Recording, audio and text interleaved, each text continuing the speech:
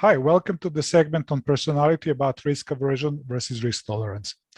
Why do we talk about risk? Well, because risk is a subjective perception that we need to handle, and we need to understand other people's level of tolerance for risk. Risk is measured by how much a person is assertive, in other words, how driven they are to get things done, relative to how opportunistic they are. A person that has a high degree of assertiveness and high opportunistic personality type will be very risk tolerant. In other words, they're not going to worry about risk very much. People who have a low level of assertiveness, in other words, who are collaborative, yet have a high formality, in other words, high need for rules, is going to be risk averse.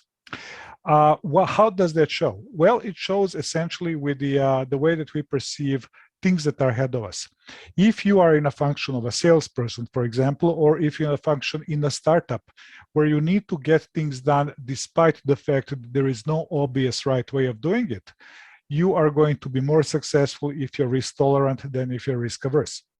If, on the other hand, you're responsible for highly critical and precise tasks, such as finance or quality control, you are going to have a lower level of assertiveness, high degree of need for rules, which in a sense, that relationship brings to the conclusion that you are risk averse.